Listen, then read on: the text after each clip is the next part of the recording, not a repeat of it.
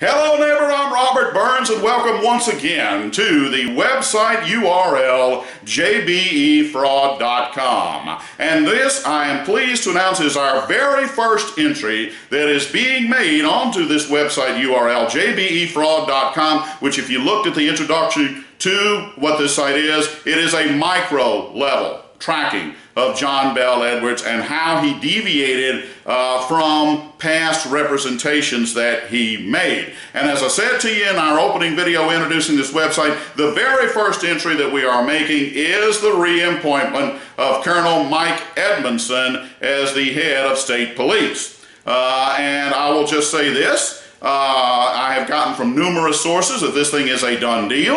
And that was the case prior to the election even taking place. And so if Mr. Edwards, or Governor-elect Edwards, would somehow opt to not make this reappointment, you have no fear. I will take this entry down with pleasure. But I can just imagine the kind of backlash that you would take from that, because you may recall a video that I put out not long before the election entailing the Sheriff's Association of Louisiana endorsement, and what all was needed for that endorsement, and that was the reappointment of Mike Edmonson. So if Mr. Edwards, this is how you get yourself between a rock and a hard place, Mr. Edwards. You can either retract your commitment to make that reappointment of Mike Edmonson, or you can live with me throwing up these videos that I've got of you in your face, and that's what we're going to do in this first episode. So let me just say this. John Bel Edwards appeared before the press club on the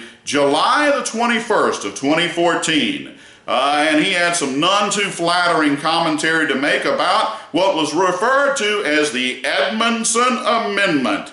Now, very briefly, that was an amendment in an attempt to increase Colonel Edmonson's pay by $55,000 a year. It affected only him. He first showed up on the Jim Inkster show after there was a public backlash against it, and he defended it to the T. That very same day, July 21st of 2014, Mr. Representative Edwards at the time appeared before the press club, and amazingly enough, not a single member of the press club asked him a darn thing about it, even though he had said only a day or two before he wanted a full-blown investigation in what happened here. So that got left up to me. So you're going to see the video of me asking, at that time, Representative Edwards, what about this whole Edmonson Amendment scandal? And you will see the none too flattering words that he used in describing it. In fact, he basically said that he'd been duped. That Colonel Edmonson and crew over there at State Police, they had duped him. Okay, and it had, quote, I'm using his words, this whole thing got by me. I wish it hadn't, but it did. Well, how amazing that for someone that you say duped you and slipped this by you, and now you're suddenly all comfortable in reappointing him to another term. Wow. Talk about doing a 180.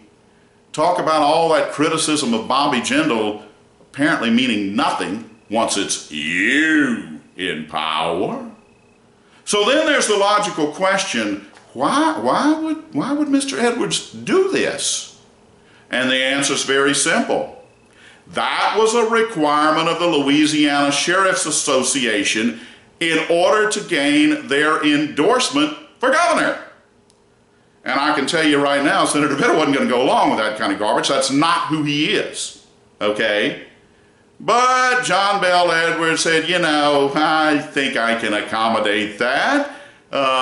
Since y'all are going to give me this endorsement and do your get out the vote drive to get me elected, sure, I can do that. Very similarly to what he did with Jay Darden. Nobody was fooled by that garbage. The reports were out there all over the place that, hey, there was an quid pro quo for getting the Commissioner of Administration position. We now know clearly that was the case. Sure, you'll have the usual denials and all of that. You can let that go in one ear and out the other. That's what Jay Darden wanted. That's what Jay Darden got. And he got it because John Bel Edwards wanted this governorship so bad that he would literally lay his soul down. Whatever it took, he was going to get it. And that's an example of what I'm referring to in this upcoming reappointment of Mike Edmonson, who is Louisiana State Police Colonel. Now, I want to say one thing. Without the material provided by a very liberal blogger, Tom Aswell, quite likely nobody would have ever even known about the Edmonson Amendment, okay? And Tom Aswell and John Bell Edwards are tight friends. I mean, tight friends. So much so that Mr. Aswell could call upon then Representative John Bell Edwards to make a public records request, simultaneously to Mr. Aswell having made the same public records request, and Mr. John Bell Edwards getting the material. Mr. Aswell didn't. I gotta hand it to him. That was a pretty shrewd little maneuver. Nothing wrong with it. But my point is, they are tight, okay? And yet Tom Aswell has obliterated. He has post after post after post after post after post after post about the Mickey Mouse operations of state police under Mike Edmonson. And I did one post exposing Mr. Edmonson's piss-poor driving record, and we're going to give you the links for that. We're talking about a West Point honor code? As someone who is the head of public safety, and you're going to appoint them when they have this kind of a driving record, particularly the incident in 1996, in which the wording was you should have been cognizant of your conditions and your inability to perform driving functions as they would be required, and should have taken cognizance of that fact and not gotten behind the wheel. Many troopers told me that was just a flowery way of saying he was drunk. I'll let you make the conclusion as the viewer if you would concur with that wording. You'll have the link to see how they worded it. But my point is, a West Point honor code man is going to put as the head of public safety someone who engaged in this type behavior. You could cut Bobby Jindal some slack saying he may not have known about it. John Bell Edwards doesn't have that, okay? He knew about the Edmonson Amendment. He criticized it heavily. He said, I was duped. They put one over on me. This got by me. I wish it hadn't, but it did. It's my fault. Well, yeah, it is your fault, but who is responsible for it? The very man you're willing to reappoint now with apparently no qualm. So long as it's been, and I want to see how Tom Aswell's going to handle this. Because when I tell you he has put post after post after post after post entailing Mike Edmonson, and yet the two of them are this thick, Tom Aswell and John Bell Edwards, I just wonder how this sits with Tom. It's an open question, Tom. Feel free to make a post on it. You know? I mean, it's going to happen, all right? And boy, did you let Bobby Jindal have it over his appointment of Mike Edmonson. And now we've got all these things that have come to the surface, and the man that's taken over, John Bell Edwards, he says, yeah, I can reappoint Mike Edmonson. Sure, why not? Now, let me just say this. Mike Edmonson's, the thoughts on Mike Edmonson amongst the active troopers, and most certainly the retired troopers, okay, was pretty bad. All right, and employee morale, and both Mr. Aswell and Mr. Forgotten, as well as myself, I had an entire website called lspripoff.com. You're welcome to go visit it, and it served as a centralized tracking for posts mainly done by Tom Aswell and CB Forgotten. That's how you can see so many of Tom's posts very easily. Just go to lspripoff.com, okay? The morale amongst the troopers was through the floor, okay? I mean, it was lower than a snail's belly, all right? Now, how did Mike Edmonson get that morale boosted? That's very simple.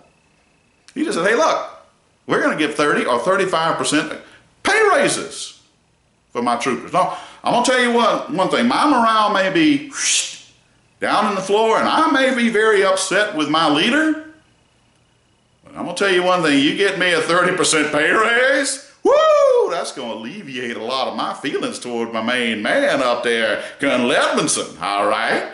All right. So Colonel Edmondson goes before the legislature. He says, look, we got to do these 30 to 35% pay raises. Of course, there was one problem. Nobody knew how we were going to pay for these pay raises, okay? And Bobby Jindal, certainly to his credit, he at least said he would never allow tax increases. Boy, did he make a joke of that on that $700 million that went through last session. But he at least said that, hey, I'm not going to permit a tax increase, okay? So Edmondson knew he had a problem, all right? Got to find the money to fund these raises, but my governor, my boss says, hey, we can't have any tax increases. So what did he do?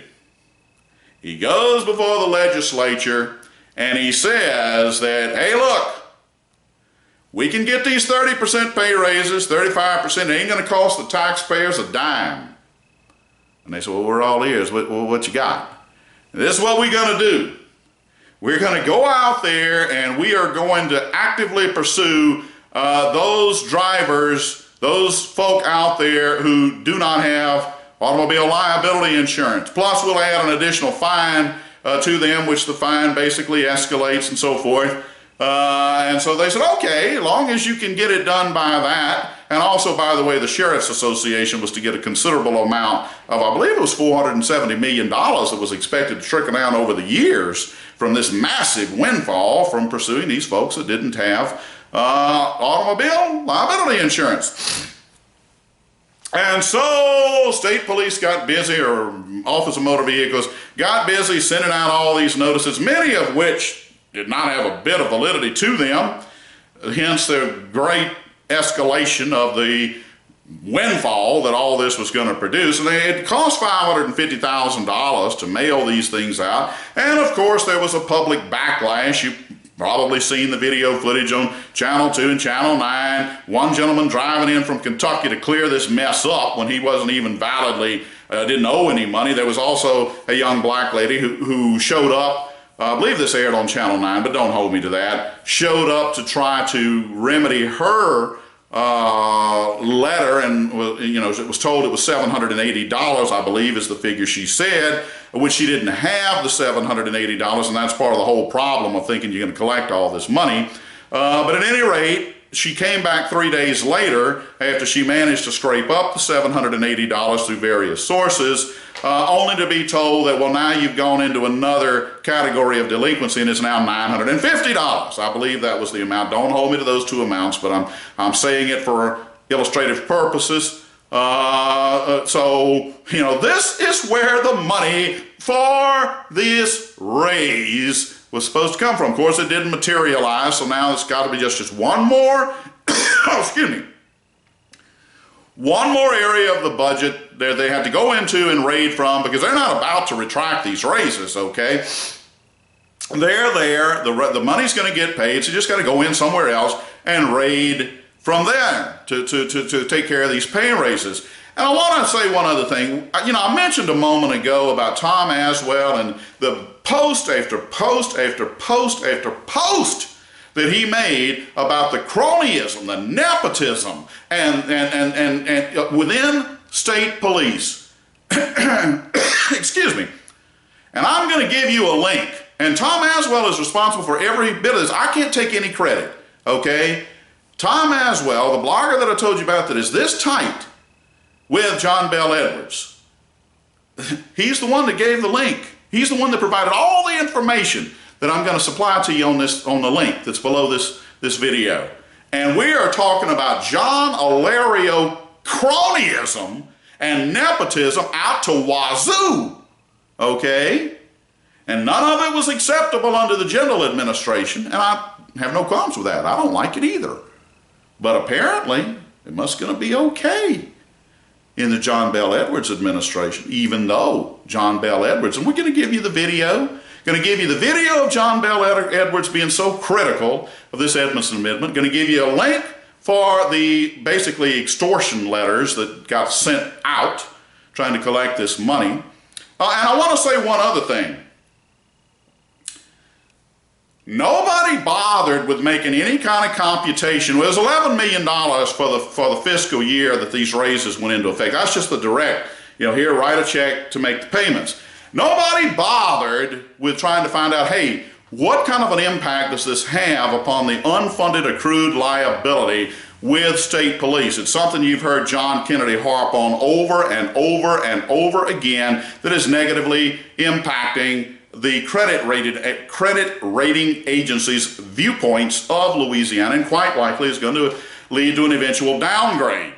But nobody did, all right? And so I showed up at the next Louisiana State Police Retirement Board meeting, during which Charles Hall, the actuary for Louisiana State Police Retirement Board, goes over the annual financial statement of that retirement board.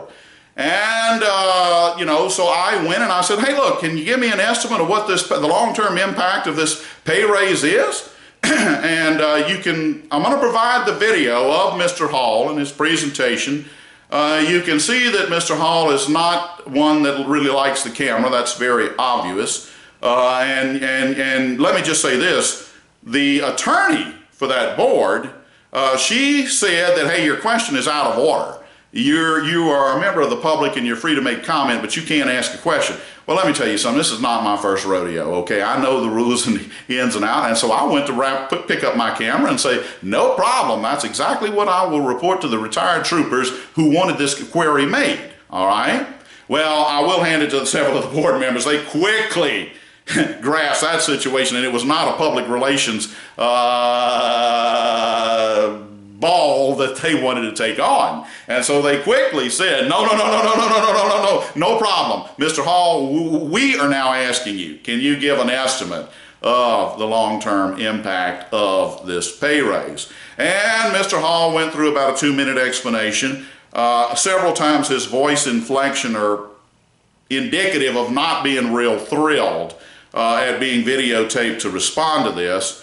And I just want to say one thing. All I know is in 2008, Mr. Hall correctly said that, hey, the unfunded accrued liability went from X to X, and it was a pretty substantial increase. At that time, it was less than $200 million. And he said, and that is indicative of us being in far worse financial shape than we were the year before. Now, all I know is for the last couple of years, I've been showing up, and Mr. Hall paints the most rosy picture, saying that, hey, look, everything's going great. And this whole thing will be paid off, I think, by 2031. I don't know. We'll have to go into the financials to see when supposedly this unfunded accrued liability will get gone down to zero. All I know is every year I go, the number gets worse and worse. That's all I know. Even though every year I'm told it's going to get better and better, the reality is every year it gets worse and worse.